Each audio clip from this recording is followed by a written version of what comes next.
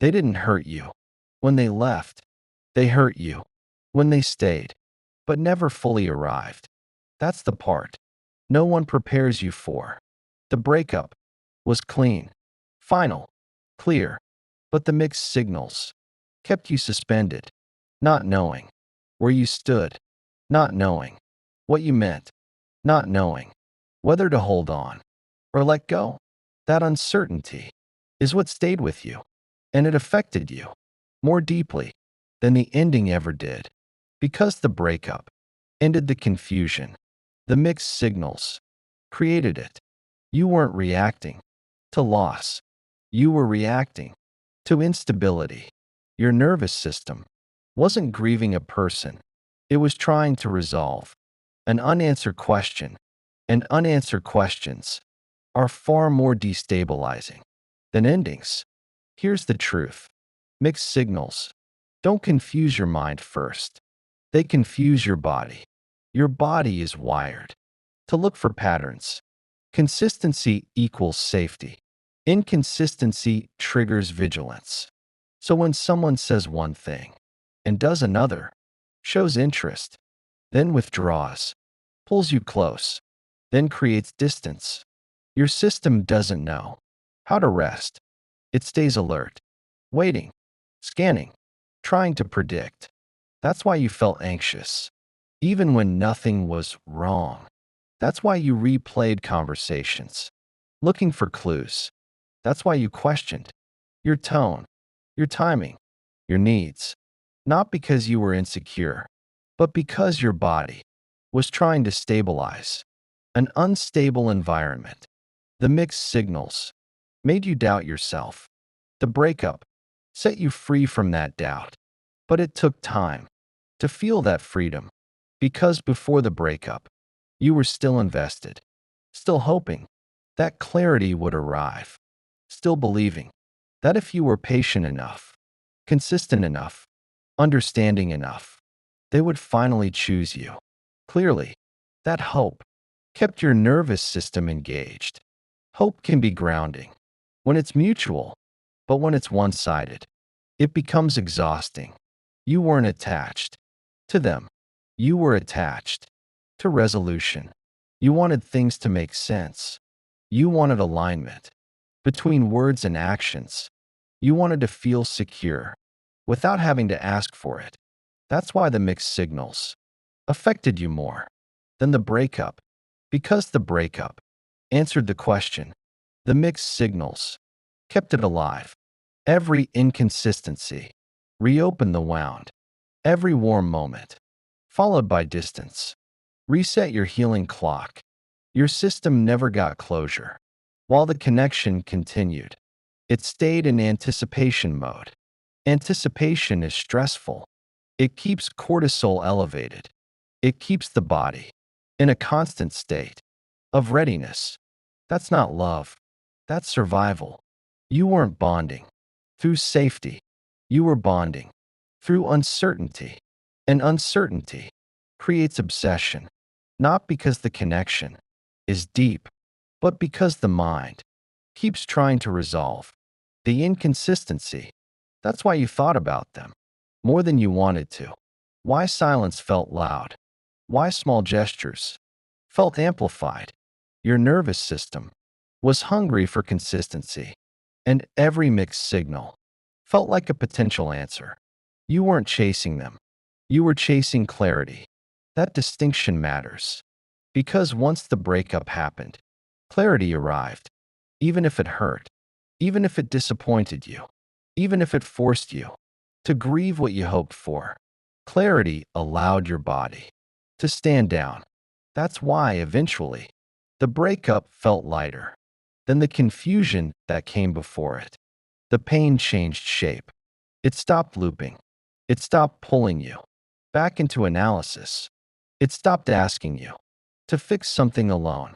The mixed signals trained you to stay hyper-aware. The breakup gave you permission to rest. At first, you didn't trust that rest. You wondered if you were giving up too soon, if you misunderstood them, if maybe you should have waited longer. But those doubts weren't intuition. They were residue from inconsistency. When you spend time in unpredictable emotional environments, your system learns to second guess certainty. Even peace can feel unfamiliar. At first, that doesn't mean the peace is wrong. It means your body is recalibrating. The mixed signals taught your nervous system to stay alert. The breakup gave it permission to finally shut that down. You didn't fall apart after the breakup because the worst part had already happened. The worst part was not knowing where you stood. The worst part was feeling close one moment and distant the next.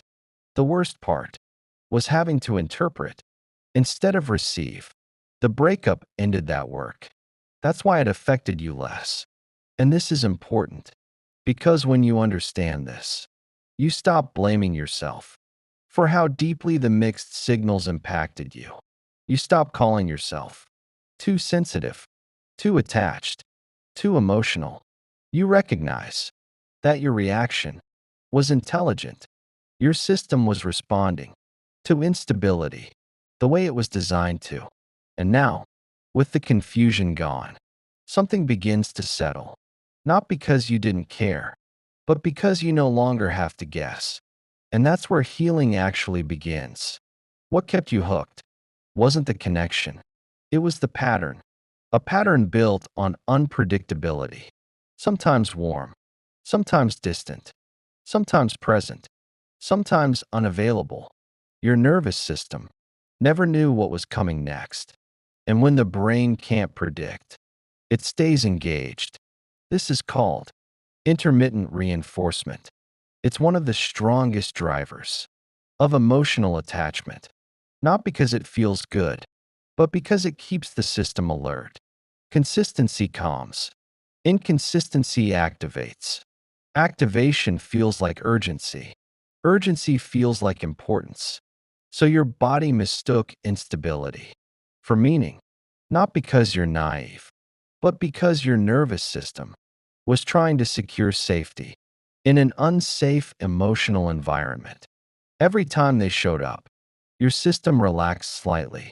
Every time they pulled away, your system tightened. That up and down created a loop, and loops are hard to break because they promise relief.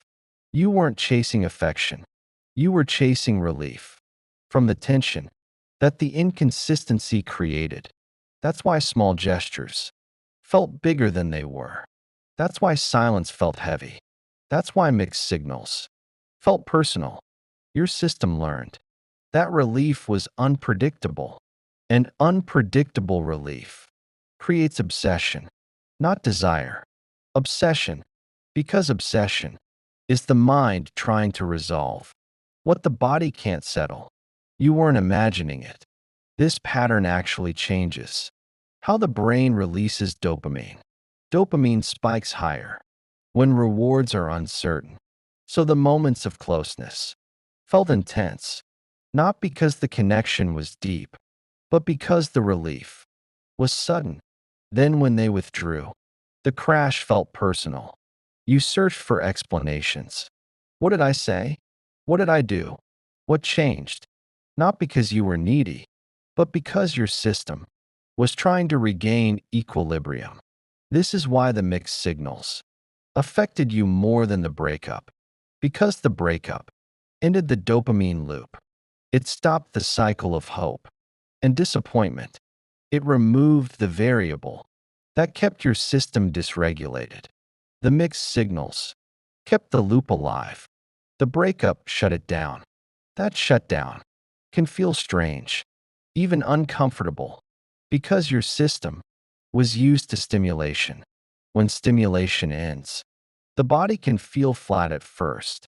That flatness is often mistaken for emptiness, but it's actually withdrawal from emotional unpredictability, just like stepping out of constant noise into silence.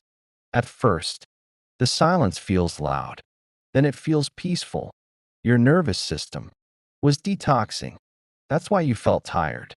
After it ended, Not devastated, just drained.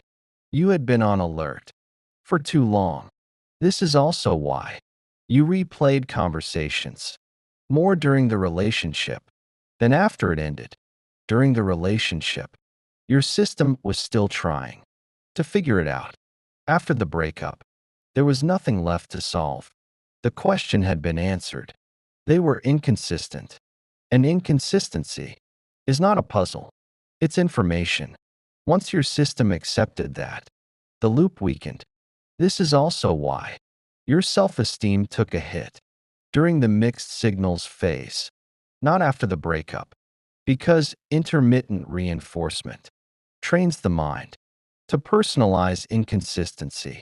You start believing that closeness is earned, that distance is deserved, that if you just adjust one more time, you'll get stability.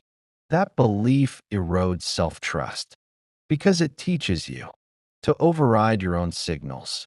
Your discomfort was telling you something, but the pattern kept you doubting it. The breakup removed the pattern, and with it, the self-doubt began to loosen. You may have noticed that after it ended, you felt clearer about yourself.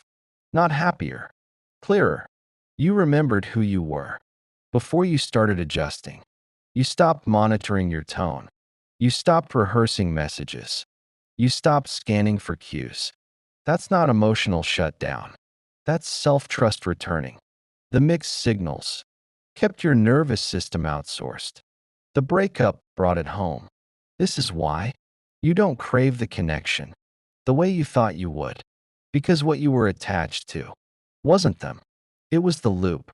And once the loop ended, the attachment reorganized, not because you hardened, but because your system finally felt safe enough to stop trying. This understanding matters because it reframes your entire experience. You weren't weak. You were responding to a powerful psychological mechanism. And now that the mechanism is visible, it loses its hold. That's how healing actually happens, not through willpower, through awareness. After the confusion ends, something subtle begins to change. Not your capacity to love, your tolerance for emotional noise. You start noticing things you used to explain away. How quickly intensity shows up, how little consistency follows it, how familiar that rhythm feels in your body. And instead of leaning in, your system hesitates. That hesitation isn't fear, it's discernment. Your nervous system has learned what instability costs, so it doesn't rush anymore. This is often the moment people say, I feel different now. They assume something is wrong, that they've become guarded, less open, less emotional. But what's actually happening is recalibration. Your system is no longer chasing stimulation. It's scanning for regulation. That changes what attracts you.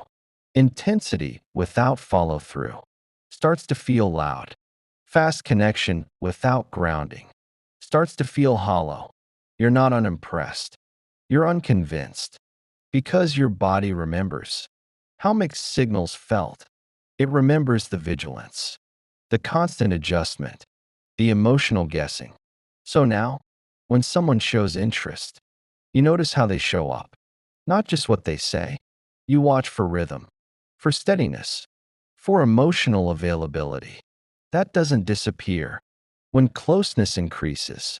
This is a shift that happens quietly. You don't announce it. You don't debate it. You simply don't lean forward the way you used to. And that can feel unfamiliar because leaning forward once felt like caring. Now it feels like overreaching. You begin to understand that consistency is not something you negotiate for. It's something you respond to. If it's there, your system opens. If it's not, your system stays neutral. That neutrality is often mistaken for disinterest, but it's actually trust in yourself. You trust your body to tell you when something fits, instead of convincing it to tolerate what doesn't. This is also why you may feel less reactive now, less pulled into emotional highs and lows, less shaken by silence. Because silence no longer means threat, it means information. And information doesn't require interpretation, it simply requires acknowledgement. This is the opposite of how mixed signals trained you. Mixed signals trained you to read between lines, to infer meaning from absence, to create explanations, to soothe uncertainty. Now you don't do that. If something is unclear, you don't fill the gap, you notice it. And noticing is the beginning of emotional authority. You also stop romanticizing potential, because potential kept you invested longer than presence ever did. Potential promised resolution, presence delivered reality. And now, you choose reality. That choice can feel lonely at first, not because you're alone, but because you're no longer distracted by emotional turbulence. Stillness reveals space, and space can feel uncomfortable before it feels peaceful. This is often where people wonder if they should go back, not because the relationship was healthy, but because the familiar pattern was stimulating. Your nervous system had learned that stimulation meant connection. Now it's learning that connection can be calm. That retraining takes time. But once it happens, you can't unlearn it. You start noticing how certain dynamics don't pull you in anymore, how some conversations don't hook you, how some people lose access quickly, without conflict, not because you shut them out, but because you stopped overfunctioning. That's a profound shift. You're no longer doing emotional labor to maintain proximity. You allow proximity to reveal itself naturally. And when it doesn't, you don't force it. This is where self-respect stops being an idea and starts being behavior. You don't argue for clarity. You don't negotiate consistency. You don't explain why you deserve effort. You simply notice. Who offers it freely? That noticing protects your nervous system, and a protected nervous system changes how love feels. Love becomes spacious, curious, steady, not urgent, not consuming, not confusing. This is also where you realize why the mixed signals affected you so deeply. They weren't just confusing, they were conditioning. They trained you to associate care with uncertainty. Now, that association is breaking. And when an association breaks, the body feels unsettled before it feels free. That unsettled feeling is not regression, it's reorganization. Your system is reorganizing around safety instead of stimulation. That's why intensity doesn't impress you anymore. It has to be paired with consistency. Otherwise, it doesn't land. This doesn't mean you won't feel passion again. It means passion will feel grounded instead of destabilizing. You won't mistake anxiety for chemistry. You won't mistake longing for connection. You won't mistake effort for love. And that clarity is not something you lose. Once your body learns it, it becomes your baseline. This is why you don't want the mixed signals back, even if part of you misses the intensity, because you know what it costs, and you're no longer willing to pay that price. What comes after clarity is not indifference, it's integration. This is where your system stops reacting and starts choosing. You no longer measure connection by how intense it feels. You measure it by how safe you feel, being yourself inside it. That shift is quiet. There's no dramatic moment where everything clicks. It happens in small recognitions. You notice you don't check your phone as often. You notice silence doesn't tighten your chest. You notice you don't rehearse conversations before sending them. You notice you don't wonder where you stand. And that's when you realize what actually healed you. Not time, not distance, but understanding. You finally understood Why the mixed signals affected you more than the ending. Because endings are honest. Mixed signals are not. An ending tells your system what to do next. Mixed signals keep it suspended. Suspension is exhausting. Suspension keeps you hopeful and braced at the same time. No nervous system can thrive there. So when it ended, your system didn't collapse. It exhaled. That exhale is what you mistook for emotional numbness. But numbness shuts things down. This didn't shut you down. It brought you back online. That's why you didn't spiral the way you expected. That's why you didn't ache the way you imagined. Because the grief had already been happening while you were still inside it. You grieved every inconsistency, every unanswered question, every moment you felt close, and then pushed away. By the time it ended, your system was already tired of holding hope without safety, so it let go faster than your mind could keep up with. This is also why you don't need closure the way people say you should. Closure implies something was unclear, but the pattern was clear. Your system saw it long before your heart was ready to admit it. Now that the fog has lifted, you don't feel triumphant. You feel steady, and steadiness can feel unfamiliar. If you've been living in intensity, but unfamiliar, does not mean wrong. It means new.